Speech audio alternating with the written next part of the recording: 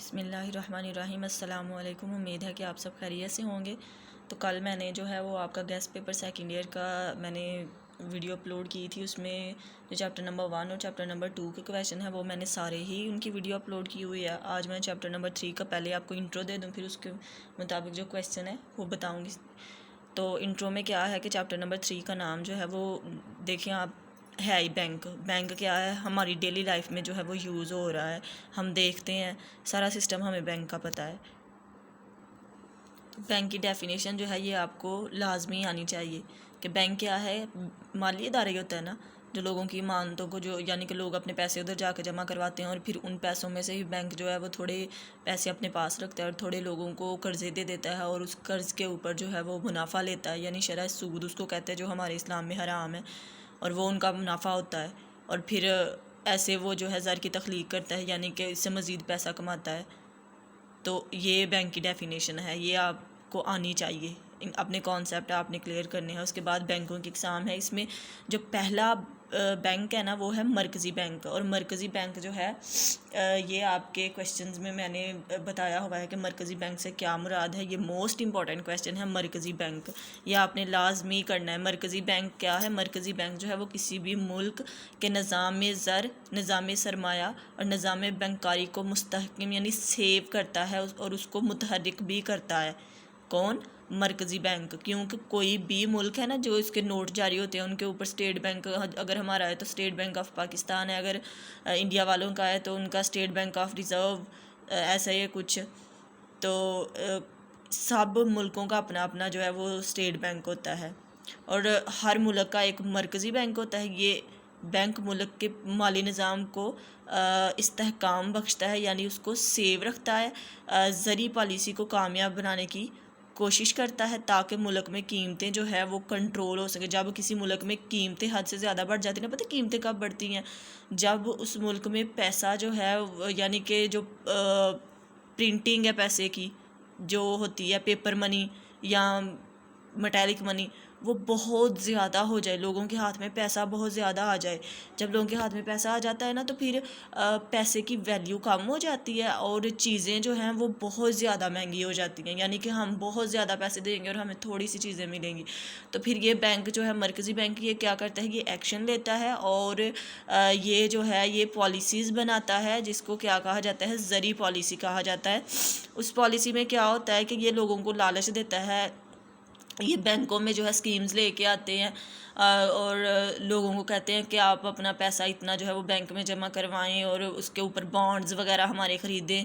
تو سارا سسٹم ہوتا ہے، انعام وغیرہ انہوں نے رکھے ہوتے ہیں، پھر لوگ لالچ میں آ جاتے ہیں اور وہ اپنا پیسہ جو ہے وہ ادھر جمع کرواتے ہیں اور یہ کنٹرول کرتا ہے پھر پیسے کو، یعنی کہ جو عوام کے پاس پیسہ ہے وہ بینک میں آ جاتا ہے اور پھر یہ اس حساب سے جو ہے قیمتیں وہ سیٹ کرتا ہے، یعنی کہ یہ مہنگائی کو کنٹرول کرتا ہے۔ اب مختلف ممالک جو ہیں سب کے اپنے اپنے جو ہیں اسٹیٹ بینک ہیں، سب کے اپنے اپنے مرکزی بینک ہیں۔ جیسے پاکستان کا بینک ہے تو اسے ہم کہتے ہیں اسٹیٹ بینک آف پاکستان، جو کہ 1 جولائی 1948 کو قائم ہوا۔ کب ہوا؟ 1 جولائی 1948 کو۔ موسٹ امپورٹنٹ ہے، MCQs میں بھی آ سکتا ہے۔ اور ہندوستان کا جو بینک ہے اس کو کیا کہتے ہیں؟ Reserve bank of India. انگلستان یعنی انگلینڈ کا ہے تو اس کو کیا کہیں گے؟ Bank of England. اور امریکہ میں اگر ہے تو فیڈرل بینک آف امریکہ۔ تو یہ ہے مرکزی بینک۔ پھر اس کے بعد یہ سارے نام جو ہے نا، تجارتی بینک ہے کیا؟ یہ بھی قرضے فراہم کرتا ہے، یہ بھی لوگوں کے مانتے جمع کرتا ہے اور اس میں سے قرضے جو ہے یہ دیتا ہے، اور اس سے جو ہے لوگ اپنے کاروبار سٹارٹ کر سکتے ہیں۔ نام بس آپ نے فوکس کرنا ہے نام پہ کہ نام کیا لکھا ہوا ہے۔ مرکزی بینک دھیان سے بالکل کرنا ہے اور دوسرے جو ہے وہ آپ نے دیکھنے ہیں، چھوڑنا کچھ بھی نہیں ہے۔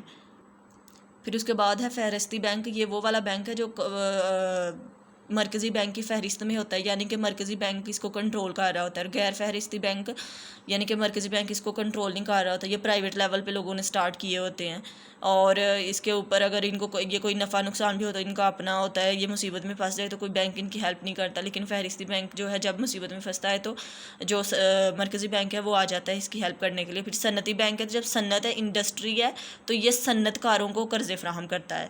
زرعی بینک ہے تو یہ زراعت سے منسلک لوگوں کو قرضے دیتا ہے، جیسے کہ کسان ہے، اور یہ لکھا ہوا ہے نا کہ کھاد بیج دوایا ٹریکٹر وغیرہ یہ ساری چیزیں لینے کے لیے ان کو جو ہے یہ قرضے دیتا ہے. پھر ہے زر مبادلہ کے بینک. زر مبادلہ کہتے ہیں جو باہر کی کرنسی ہوتی ہے نا اس کو چینج کرنا اپنے ملک کی کرنسی سے. تو یہ بینک جو ہے زر مبادلہ کے بینک یہ کیا کرتے ہیں کہ یہ باہر کے ممالک کی جو کرنسی ہے نا اس کو ایکسچینج کرتے ہیں. یعنی کہ جیسے ہی لوگ جو ہیں وہ آتے ہیں باہر سے تو ان کا کام کیا ہوتا ہے کہ باہر کی اگر ڈالر ہیں یا ریال ہیں کچھ بھی ہیں تو اپنے پاکستان کی کرنسی میں اس کو چینج کرنا.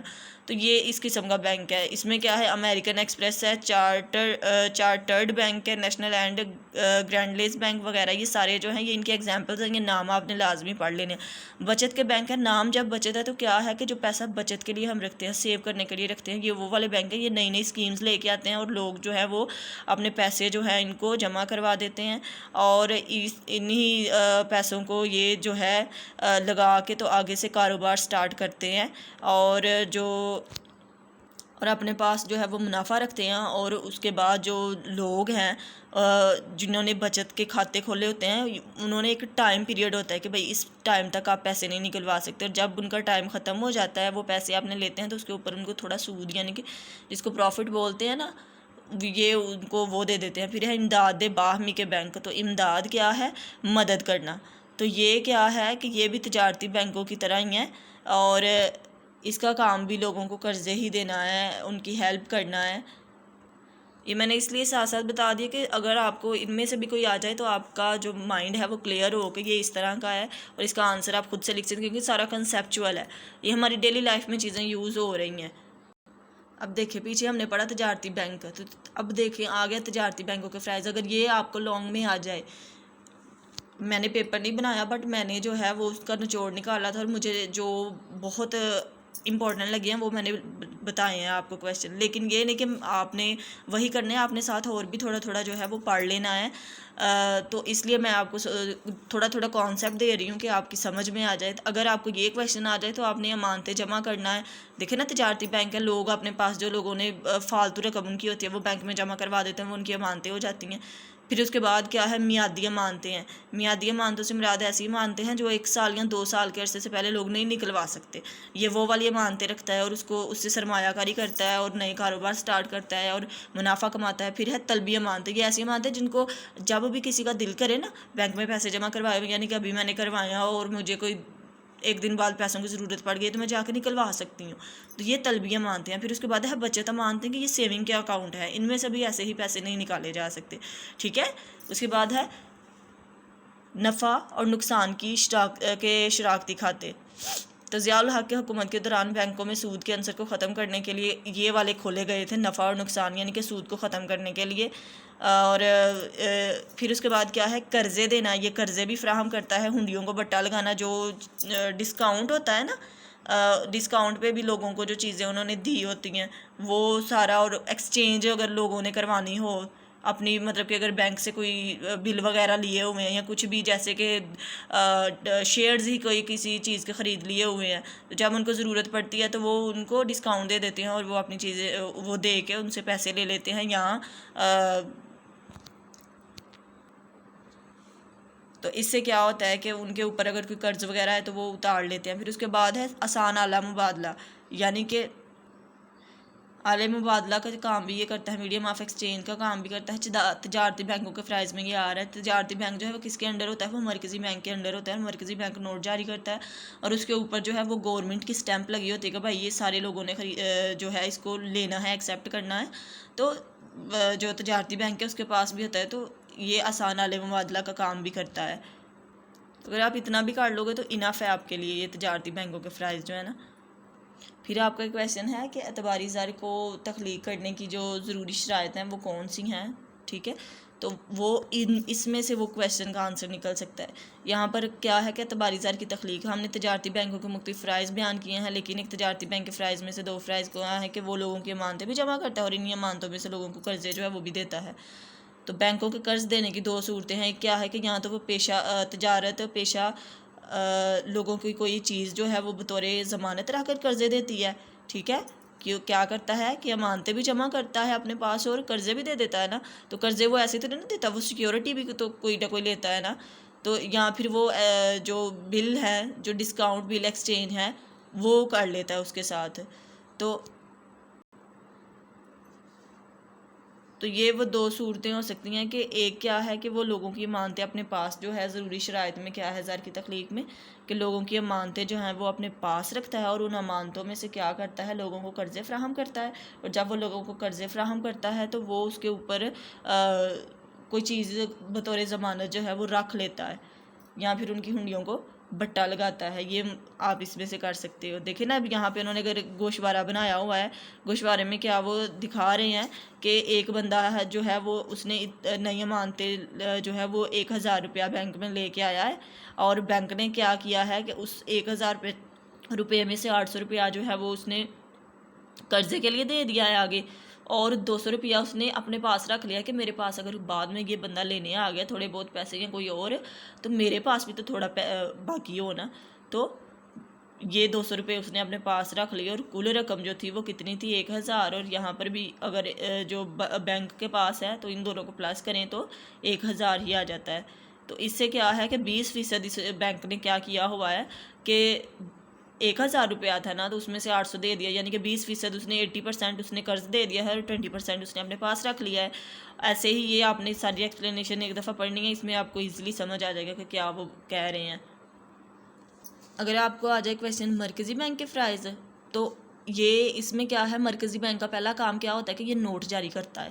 تو اس کو آپ بتا سکتے ہیں کہ پاکستان کا بینک یہ والا بینک ہے, انگلینڈ کا بینک یہ والا ہے, جو پیچھے ہم نے مرکزی بینک میں پڑھا ہے وہ سارا آپ اس میں نوٹ کر سکتے ہیں کہ پھر نوٹ جاری کرنا. پھر اس کے بعد جو ہے یہ حکومت کا بینک ہوتا ہے, یعنی کہ حکومت کی جتنی بھی حکومت نے جتنی بھی پیمنٹ کرنی ہے نا, جتنی بھی ادائیگیاں کرنی ہیں وہ بھی یہی کرتا ہے. اور جتنی حکومت نے دوسرے ممالک سے وصولیاں لینی ہیں نا, یعنی کہ جو اگر گورنمنٹ ہماری نے کوئی چیز بیچی ہے کچھ تو اس کا جو پیمنٹ آنی ہے وہ بھی یہی بینک کرتا ہے. تو یہ حکومت کا بینک ہے. پھر اس کے بعد ہے بینکوں کا بینک, یعنی کہ بینکوں کو یہ پیسے دیتا ہے, ان کو قرضے فراہم کرتا ہے اور اگر وہ بینک کسی مصیبت میں پھنس جائے, کوئی بہت قرضہ بینکوں کے اوپر چڑھ جائے, تو یہ کیا ہوتا ہے کہ یہ ان کا سہارا ہوتا ہے, آخری سہارا.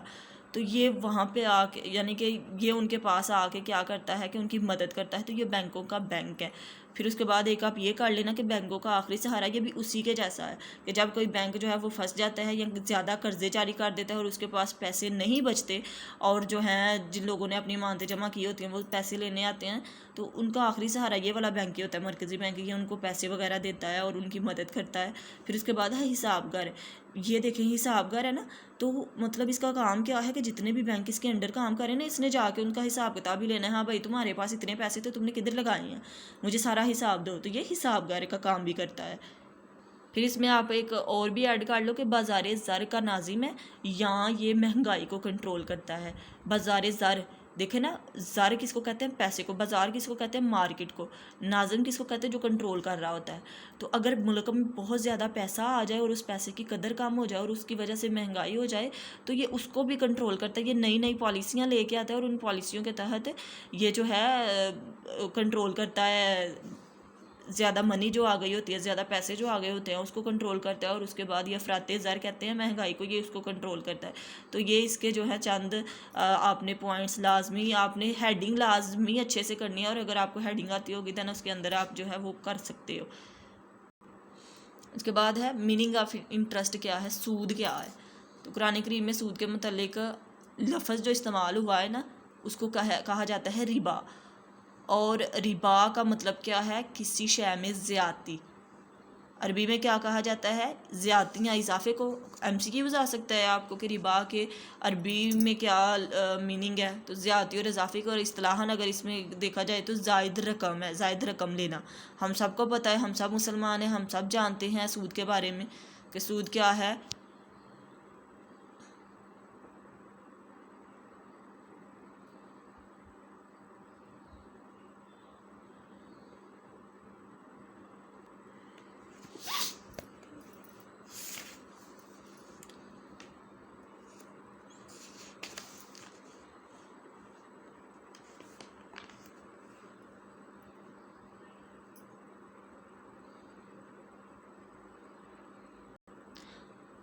اب ایک کویشچن ہے, اسلام میں بلا سود بینکاری کا تصور.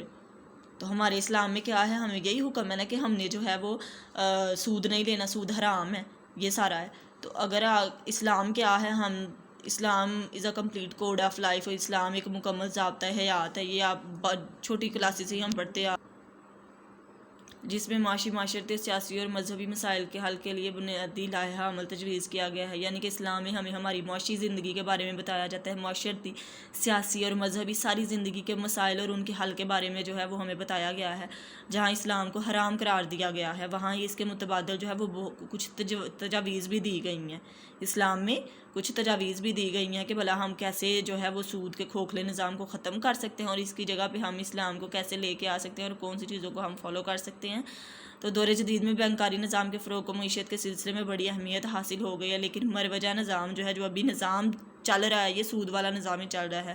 لیکن اسلام نے مزاربت اور شراکت کو، یہاں پہ شراکت نہیں آنا، شراکت ہے، شراکت کو بینکاری کی متبادل اساس کے طور پر اختیار کر کے اسے سود کی لعنت سے پاک کیا ہے.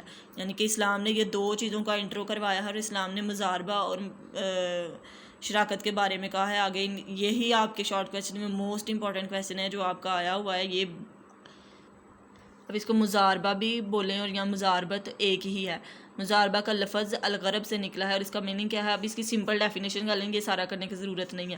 مزاربہ کیا ہے، دو یا دو سے زائد افراد کے درمیان میں ایک ایسا معاملہ جس میں ایک بندہ جو ہے وہ کیا کر رہا ہے، وہ اپنا پیسہ لگا رہا ہے، وہ سرمایہ دے رہا ہے، اس کو کہا جاتا ہے رب المال، یعنی کہ وہ مال دے رہا ہے، پیسہ دے رہا ہے. اور دوسرا کیا کر رہا ہے، دوسرا اس سرمایہ کے اوپر اپنی محنت لگا رہا ہے. کیا کر رہا ہے، محنت لگا رہا ہے. اور دونوں کے درمیان میں ایک خاص شرح سے جو ہے وہ ایک خاص نسبت سے طے کر دیا جاتا ہے کہ اتنا پروفٹ میرا ہے اور اتنا تمہارا ہوگا، اور اتنا ہی جتنا پروفٹ ہے اس کے اتنا ہی لاس ہوگا. اگر نقصان ہے تو وہ بھی ہم اس نسبت سے کر لیں گے، اور اگر ہمارا پروفٹ بھی ہوا تو وہ بھی ہم اس نسبت سے. یعنی کہ ایک بندہ پیسے لگا رہا ہے اور ایک بندہ اپنی محنت لگا رہا ہے. تو یہ ہے مزاربہ. اس کے بعد ہے مشارکہ، یعنی کہ شراکت کیا ہے. تو یہاں پر کیا ہے کہ دو یا دو سے زائد افراد اگر کسی کاروبار میں متعین یعنی ایک جیسا سرمایہ لگائیں اور نفع کے حصول کے لیے کرتے ہیں نا کہ بھئی ہم نے نفع حاصل کرنا ہے، اور اکٹھے ہونا اور کاروبار کے نفع اور نقصان میں پہلے سے طے شدہ نسبتوں میں شراکت داری کرنا، یہ کیا ہے، یہ ہے مشارکہ. مزاربہ اور مشارکہ میں کیا فرق ہے، یہ بھی آپ کو آ سکتا ہے، ان کی ڈیفینیشن الگ الگ آ سکتی ہیں. پھر اس کے بعد ہے پاکستان میں بلا سود بینکاری. یہ موسٹ امپورٹنٹ کویسچن ہے لانگ کے لحاظ سے. تو پاکستان میں بلا سود بینکاری نظام جو ہے وہ جولائی 1979 میں پہلے 3 مالیاتی اداروں میں شروع کیا گیا. ان کے نام لکھے ہوئے ہیں: پاکستان سرمایہ کاری کارپوریشن، قومی سرمایہ